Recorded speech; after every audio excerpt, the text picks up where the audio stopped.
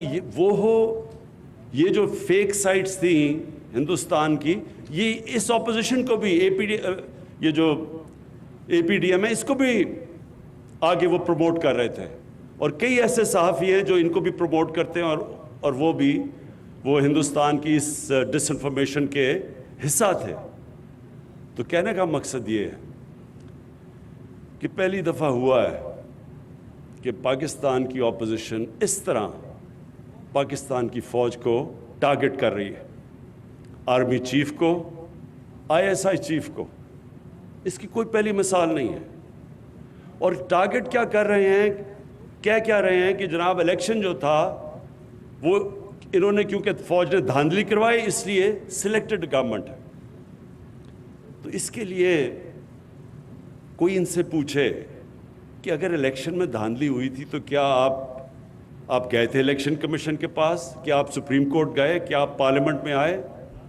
کوئی آپ نے فورم پہ کہا کہ دھاندلی ہوئی ہے؟ تو آج جب امریکہ میں الیکشن ہوا تو جب ریپبلکنز کہنا شروع ہوئے کہ الیکشن میں دھاندلی ہوئی، تو میڈیا پہلے کہتا تھا کہ انہوں نے ابھی تک کوئی ثبوت نہیں دیا۔ یعنی وہ میڈیا کہنے کے لیے نہیں تیار تھا دھاندلی جب تک ثبوت نہ ہو۔ تو نہ ثبوت دیے، نہ کسی فورم پہ گئے، اور پاکستانی فوج کو اٹیک کرنا شروع کر دیا کہ جی انہوں نے ایک سلیکٹڈ حکومت لے کے آئے۔ اور اصل میں ہم ساری قوم جانتی ہے کہ 30 سال سے یہ جو ان کے لیڈران ہیں، انہوں نے دونوں ہاتھوں سے ملک کو لوٹا ہے۔ 30 سالوں سے ان کے اوپر باہر مضمون چھپے ہوئے ہیں، باہر کے اخباروں میں، ڈیلی ٹیلی گراف میں، ٹائمز میں، ڈیلی میل میں، میں انگلینڈ کی بات کر رہا ہوں، نیو یارک ٹائمز میں، بی بی سی نے 2 ڈاکیومنٹری ان دونوں لیڈرز کے اوپر بنائی ہوئی ہیں، ان کی چوری کے اوپر۔ ان دونوں نے ایک دوسرے کے اوپر جو باتیں کی ہوئی ہیں وہ آج آپ ٹی وی دیکھ سکتے ہیں۔ اور ایک کو زرداری کو جیل نواز شریف نے ڈالا تھا کرپشن میں۔ دونوں حکومتیں 2 دفعہ کرپشن میں گئی تھی، ایک دوسرے کو کرپٹ کہتے تھے۔ تو آج صرف اپنی چوری بچانے کے لیے ایک ملک کی وہ انسٹیٹیوشن جو اگر آج کبھی بھی پاکستان کو ایک مضبوط فوج کی ضرورت ہے تو آج ضرورت ہے۔ اور کیوں ضرورت ہے؟ کیونکہ ہمارے ساتھ جو ہمارا ہمسایہ ہے، 73 سال کی تاریخ میں بر صغیر میں اس طرح کی حکومت نہیں آئی جو آج ہندوستان میں آئی ہے، جو کہ ایک انتہا پسند، ایک ٹوٹیلیٹیرین، ایک ریسسٹ، اینٹی مسلمان اور اینٹی اسلام اور اینٹی پاکستان، کبھی ایسی حکومت نہیں آئی، اور جو انہوں نے کشمیریوں سے کر رہے ہیں۔ اور اس ٹائم پہ اپنی فوج کو اٹیک کرنا اور پھر اپنی فوج کو کہنا کہ ایک الیکٹڈ حکومت کو گرا دو، اپنے آپ کو ڈیموکریٹس کہتے ہیں، الیکٹڈ حکومت کو گرا دو، اور پھر فوج کو کہتے ہیں کہ اگر آرمی چیف الیکٹڈ حکومت کو نہیں گراتا تو فوج اس کو ہٹا دے۔ یعنی ملک میں فوج کو کہہ رہے ہیں کہ ملٹری کو کرو، اور کہتے ہیں ڈیموکریٹک۔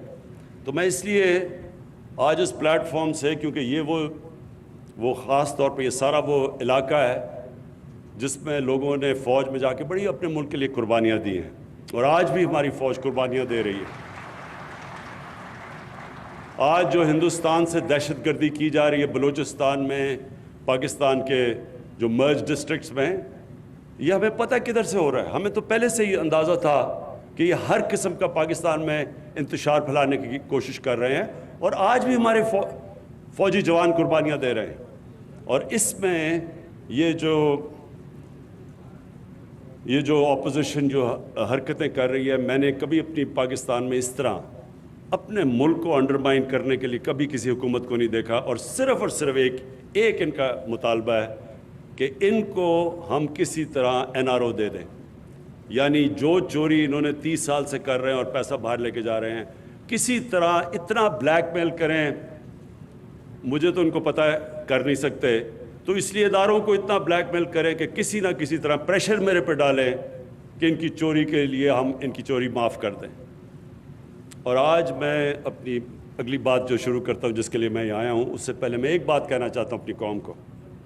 یہ سب یاد رکھ لیں، اگر ان چوروں کو کسی حکومت نے این آر او دیا تو وہ اتنی بڑی اس ملک سے غداری کرے گا کہ دشمن وہ کام نہیں کرے گا جو وہ حکومت کرے گی ان کو چوری کو معاف کر کے. جنرل مشرف نے ان دونوں لیڈروں کو NRO دیا. اس کا نتیجہ کیا ہوا کہ 10 سالوں میں پاکستان کا قرضہ 4 گنا زیادہ بڑھا. کوئی بتائے کہ پیسہ کدھر گیا ہے؟ 4 گنا یعنی 6,000 ارب سے پاکستان کا قرضہ ان 10 سالوں میں. ان دونوں کو NRO ملنے کے بعد انہوں نے جو 2 باریاں لی, پاکستان کا قرضہ 30,000 ارب پہ گیا ہے. 6,000 سے 30,000. تو جب میں اپنے آج جب پارلیمنٹیرینز اور اپنے پولیٹیشن سے بات کر رہا تھا تو وہ سارے کہہ رہے تھے ہمیں سڑکیں چاہیے, اور مجھے سارے آپ کے اس علاقے کو تو میں بڑی اچھی طرح جانتا ہوں, تو مجھے پتہ ہے آپ کے کیا مسئلے تھے. تو میں تب ان کو بتا رہا تھا کہ ایک حکومت جب ہم آئے تو جتنا ہم نے ٹیکس کا پیسہ اکٹھا کیا پہلا سال, اس کا آدھا چلا گیا ان کے لیے ہوئے قرضوں کی قسطیں ادا کرنے میں, آدھا چلا گیا. اور اب